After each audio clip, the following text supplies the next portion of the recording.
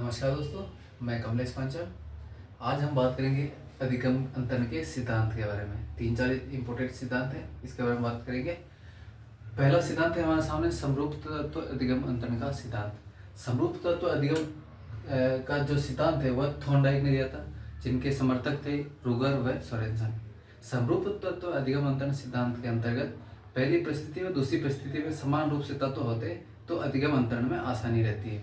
जैसे कि कोई कार चालक है, वह ट्रक चलाता है तो उसमें समान रूप से तत्व उसमें ट्रांसफर हो जाते हैं तो उनको आसानी रहती है। अधिगम लर्निंग ट्रांसफर भी आसानी से हो जाता है, तो उसमें कोई दिक्कत नहीं आती, उसमें यह सिद्धांत लागू होता है। अगला हमारा सिद्धांत है समानीकरण का सिद्धांत, जो कि चार्ल्स जूड ने दिया था। इसके समर्थक थे क्रो व क्रो। समानीकरण का सिद्धांत के अंतर्गत जैसे कोई एक शिक्षक प्रतिदिन 20 विद्यार्थियों को पढ़ाता है और वह रेगुलर 20 विद्यार्थियों को पढ़ाता है तो वो बहुत अच्छे से समझा पाता है, कुछ चीज़ें सारी विषय वस्तु भी प्रेषित कर सकता है। इसके अलावा अगर उनको अचानक से किसी 500 विद्यार्थियों की कक्षा में भेज दिया जाए तो वह हड़बड़ाहट करने लगता है या घबराने लगता है, उनका क्या कॉन्फिडेंस डाउन हो जाता है। तो उसके अंदर क्योंकि वह सामान्यकृत नहीं हो रखा है 500 विद्यार्थियों की कक्षा में, तो यहाँ पर यह सिद्धांत लागू होता है। तीसरा सिद्धांत है हमारे समग्रता अधिगम अंतरण का सिद्धांत, जो कि वोल्फगैंग कोहलर का है।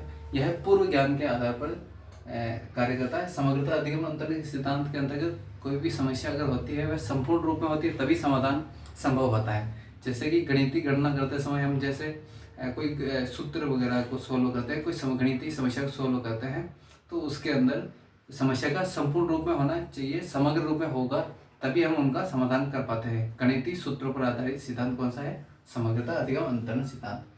नेक्स्ट और आज का लास्ट अधिगम अंतरण सिद्धांत है द्विकारक अधिगम अंतरण सिद्धांत। यह बुद्धि से संबंधित भी है, जिनको स्पेरमैन ने दिया था। इसमें विशिष्ट बुद्धि व सामान्य बुद्धि, जो हम बुद्धि के अंतर्गत पढ़ते हैं, इसके अंतर्गत अधिगम अंतरण में विशिष्ट कारक होता है व सामान्य कारक आता है। जब हम किसी व्यवहार या ज्ञान को प्राप्त करते हैं तब विशिष्ट ज्ञान सहायता करता है और उसी ज्ञान को हम प्रयोग में लेते हैं तो सामान्य कारक सहायता करता है। इसके अंतर्गत ये समझ सकते हैं हम, जैसे हम रीट की तैयारी कर रहे हैं अभी, उसके अंदर हम जो भी नोट्स पढ़ रहे हैं, किताबें पढ़ रहे हैं, यह हमारा विशिष्ट कारक यहाँ पे योगदान देता है। उनको हम उपयोग में लेते हैं, जैसे परीक्षा के अंदर कोई प्रश्न आता है उनको हम सोल्व कर पाते हैं विशिष्ट ज्ञान के आधार पर, तो वह हमारा सामान्य कारक होगा। तो दोस्तों आज हमने पढ़े हैं 4 अधिगम अंतरण के सिद्धांत। नेक्स्ट क्लास में जरूर आगे इससे पढ़ेंगे। तब तक के लिए धन्यवाद।